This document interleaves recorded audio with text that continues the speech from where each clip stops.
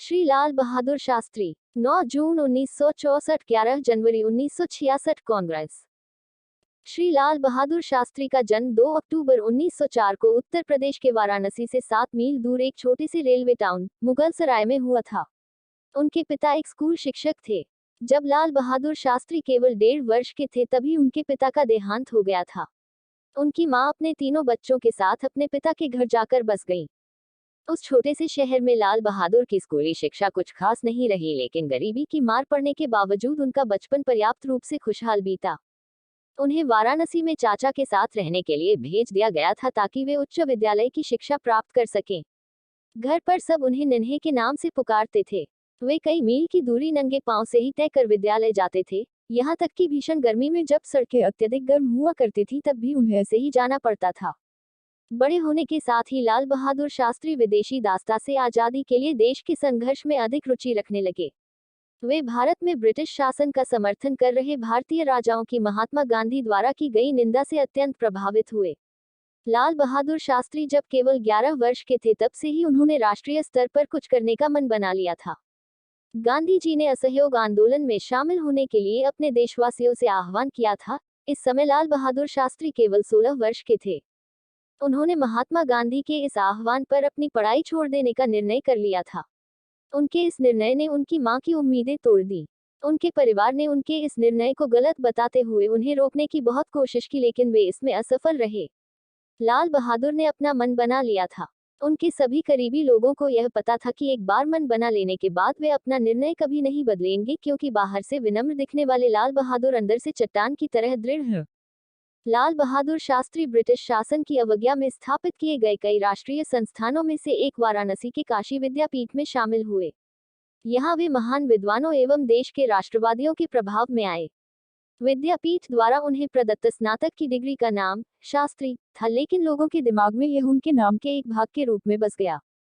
1927 में उनकी शादी हो गई। उनकी पत्नी ललिता देवी मिर्जापुर से थी, जो उनके अपने शहर के पास ही था। उनकी शादी सभी तरह से पारंपरिक थी। दहेज के नाम पर एक चरखा एवं हाथ से बुने हुए कुछ मीटर कपड़े थे। वे दहेज के रूप में इससे ज्यादा कुछ और नहीं चाहते थे। 1930 में महात्मा गांधी ने नमक कानून को तोड़ते हुए दांडी यात्रा की। इस प्रतीकात्मक संदेश ने पूरे देश में एक तरह की क्रांति ला दी। लाल बहादुर शास्त्री विह्वल ऊर्जा के साथ स्वतंत्रता के इस संघर्ष में शामिल हो गए।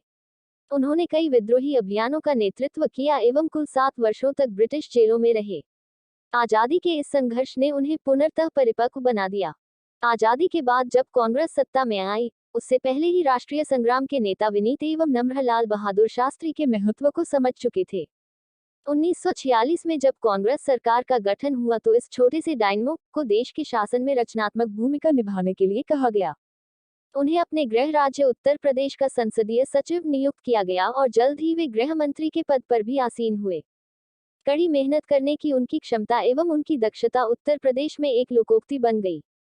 वे 1951 में नई दिल्ली आ गए एवं केंद्रीय मंत्रिमंडल के कई विभागों का प्रभार संभाला। रेल मंत्री, परिवहन एवं संचार मंत्री, वाणिज्य एवं उद्योग मंत्री, गृह मंत्री एवं नेहरू जी की बीमारी के दौरान बिना विभाग के मंत्री रहे। उनकी प्रतिष्ठा लगातार बढ़ रही थी। एक रेल दुर्घटना जिसमें कई लोग मारे गए थे के लिए स्वयं को जिम्मेदार मानते हुए उन्होंने रेल मंत्री के पद से इस्तीफा दे दिया था। देश एवं संसद ने उनके इस अभूतपूर्व पहल को काफी सराहा। तत्कालीन प्रधानमंत्री पंडित नेहरू ने इस घटना पर संसद में बोलते हुए लाल बहादुर शास्त्री की ईमानदारी एवं उच्च आदर्शों की काफी तारीफ की। उन्होंने कहा कि उन्होंने लाल बहादुर शास्त्री का इस्तीफा इसलिए नहीं स्वीकार किया है कि जो कुछ हुआ वे इसके लिए जिम्मेदार हैं, बल्कि इसलिए स्वीकार किया है क्योंकि इससे संवैधानिक मर्यादा में एक मिसाल कायम होगी। रेल दुर्घटना पर लंबी बहस का जवाब देते हुए लाल बहादुर शास्त्री ने कहा, शायद मेरे लंबाई में छोटे होने एवं नम्र होने के कारण लोगों को लगता है कि मैं बहुत दृढ़ नहीं हो पा रहा हूँ। यद्यपि शारीरिक रूप से मैं मजबूत नहीं है, लेकिन मुझे लगता है कि मैं आंतरिक रूप से इतना कमजोर भी नहीं हूँ। अपने मंत्रालय के कामकाज के दौरान भी वे कांग्रेस पार्टी से संबंधित मामलों को देखते रहे एवं उसमें अपना भरपूर योगदान दिया। 1952, 1957 एवं 1962 के आम चुनावों में पार्टी की निर्णायक एवं जबरदस्त सफलता में उनकी सांगठनिक प्रतिभा एवं चीजों को नजदीक से परखने की उनकी अद्भुत क्षमता का बड़ा योगदान था। 30 से अधिक वर्षों तक अपनी समर्पित सेवा के दौरान लाल बहादुर शास्त्री अपनी उदात्त निष्ठा एवं क्षमता के लिए लोगों के बीच प्रसिद्ध हो गए। विनम्र, दृढ़, सहिष्णु एवं जबरदस्त आंतरिक शक्ति वाले शास्त्री जी लोगों के बीच ऐसे व्यक्ति बनकर उभरे जिन्होंने लोगों की भावनाओं को समझा। वे दूरदर्शी थे जो देश को प्रगति के मार्ग पर लेकर आए। लाल बहादुर शास्त्री महात्मा गांधी के राजनीतिक शिक्षाओं से अत्यंत प्रभावित थे। अपने गुरु महात्मा गांधी के ही लहजे में एक बार उन्होंने कहा था, मेहनत प्रार्थना करने के समान है। महात्मा गांधी के समान विचार रखने वाले लाल बहादुर शास्त्री भारतीय संस्कृति की श्रेष्ठ पहचान है।